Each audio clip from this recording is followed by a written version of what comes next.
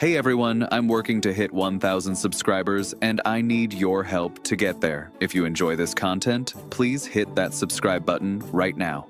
Lions Nation, after everything we have had to process with the Terrion Arnold situation dominating headlines, we needed exactly this kind of news to remind every single person who follows this team why football season cannot get here fast enough. A genuinely exciting article dropped about what John Patzing brings back to this offense, and the deeper you dig into the substance behind that piece, the more you start to believe that 2026 could look an awful lot like the 2023 and 2024 versions of this offense that made the entire NFC North terrified to play us. We are talking about 13 personnel football. We are talking about an offensive line that is dramatically better than what we watched last season. And we are talking about Jahmyr Gibbs putting up numbers through his first 3 NFL seasons that put him in genuine conversation with Barry Sanders. And on top of all of that, we have got an undrafted free agent defensive end who could be the most exciting depth story of training camp. Let us get into every piece of this right now. Start with the schematic foundation, because this is where the entire offensive identity gets rebuilt, and the framework deserves the full appreciation it is finally getting. John Patzing loves 13 personnel, 1 running back and 3 tight ends on the field simultaneously, and he was running this exact philosophy in Arizona before Sean McVay made it fashionable across the league. The Cardinals led the entire NFL in 13 personnel usage in 2023 at 11% of their snaps and increased that to 15.6% in 2024. That is not a small wrinkle in an offensive game plan. That is a foundational philosophical commitment to a personnel grouping that creates genuine ambiguity for opposing defenses about whether they are about to see a run or a pass. Because with 1 back and 3 tight ends on the field, every single offensive concept remains live. The honest acknowledgement about Sean McVay's reputation deserves real engagement here, because the genius label that gets attached to him reflexively ignores something important about the quarterbacks he has actually coached. Jared Goff has gotten demonstrably better in every single season since leaving McVay's offense, and McVay's other primary quarterback experience came with a prime version of Matthew Stafford. That is not a knock on McVay's genuine coaching ability, but it does suggest that crediting him exclusively for offensive innovations that other coaches, including Patzing in Arizona, were already implementing before McVay popularized them nationally is exactly the kind of media narrative that overlooks the coaches doing the same work without the same spotlight. What makes this 13 personnel commitment so exciting for the Lions specifically is the personnel that actually executes it. Sam Laporta and Tyler Conklin give this offense 2 legitimate and versatile tight ends before you even get to the most exciting piece of this puzzle. Isaac Tisslaw at 6'4" is simultaneously one of the Lions' biggest outside targets and one of their best blocking options at the position, which means he gives Patzing the flexibility to create exactly the kind of misdirection and motion concepts that the most explosive modern offenses use to keep defenses guessing.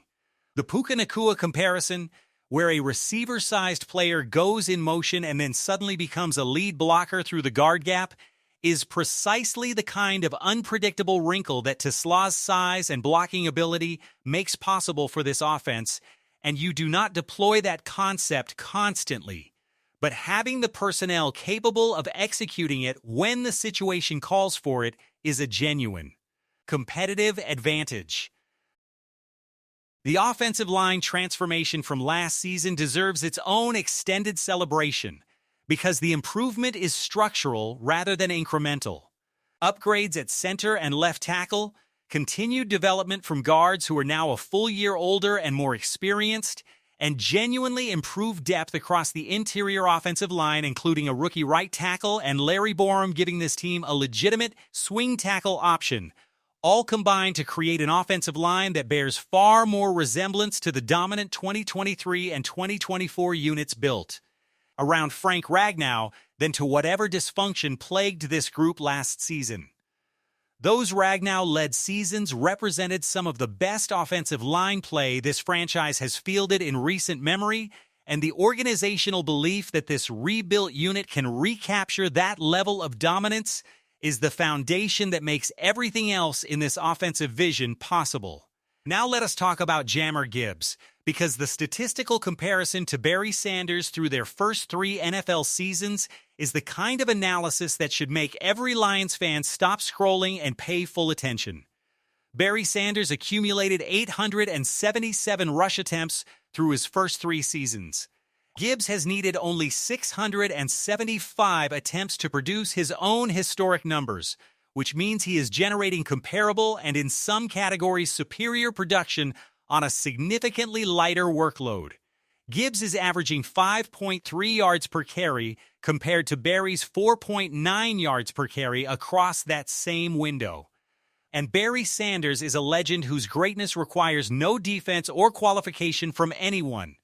The receiving production gap is where Gibbs' specific value to a modern passing-era offense becomes most apparent. 10 receiving touchdowns for Gibbs compared to 4 for Sanders through their respective first 3 seasons reflects how much more involved Gibbs is in the passing game, which makes complete sense given how dramatically the role of the running back has evolved since Sanders played. The total touchdown comparison is the number that should genuinely stop you in your tracks. 49 total touchdowns for Gibbs compared to 47 for Sanders, with Gibbs needing nearly 200 fewer touches to get there. That efficiency gap is not a minor statistical footnote. That is the difference between a back who is being deployed with maximum precision and effectiveness versus a back who is simply the engine that an entire offense ran through regardless of efficiency considerations. Both players made the Pro Bowl in each of their first 3 seasons, which confirms that this is not a case of advanced statistics revealing hidden greatness that the football world failed to recognize in real time.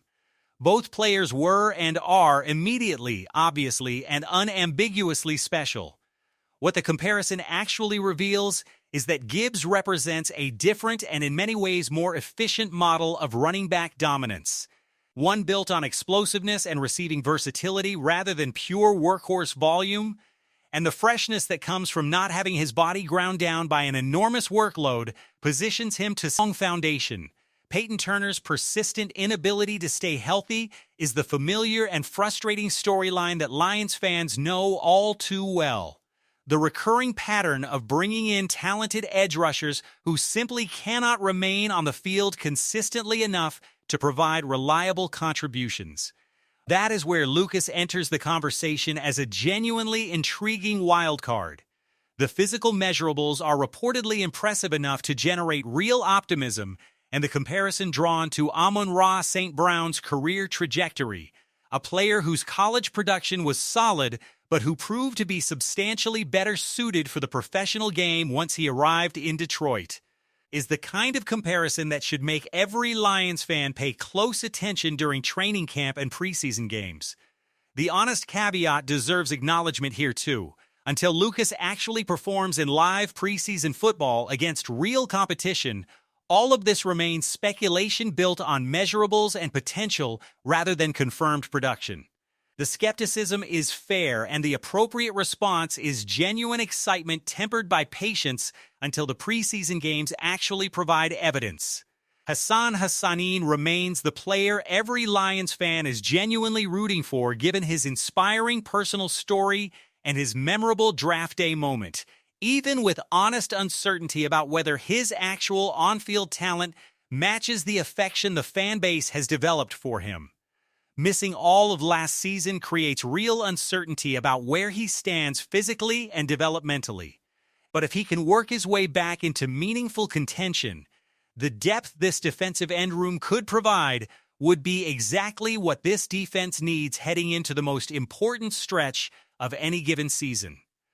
Kitzelman at tight end is the depth story worth monitoring specifically because of how heavily this offense projects to lean on the 13 personnel package. Currently positioned as the 4th tight end on the depth chart, whether the Lions ultimately decide to keep 4 tight ends on the active roster to fully support this offensive philosophy is a roster construction question that training camp will answer, and given how central the tight end room is to everything Patsing wants to accomplish schematically. Carrying that extra depth at the position makes increasing sense. This is exactly the kind of news that reminds every Lions fan why this offseason, even with all of its complications and all of its genuinely difficult storylines surrounding the secondary, still has so much to be excited about.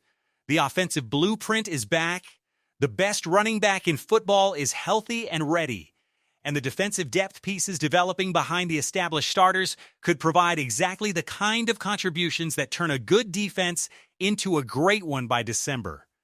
Drop your thoughts on the Jahmyr Gibbs versus Barry Sanders comparison in the comments right now. Tell us whether you think Anthony Lucas makes the 53-man roster. And let us know how excited you are about this offense returning to its 2023 and 2024 form. Smash that like button, subscribe if you have not already, and we will see you on the next one. Lions Nation, let us go.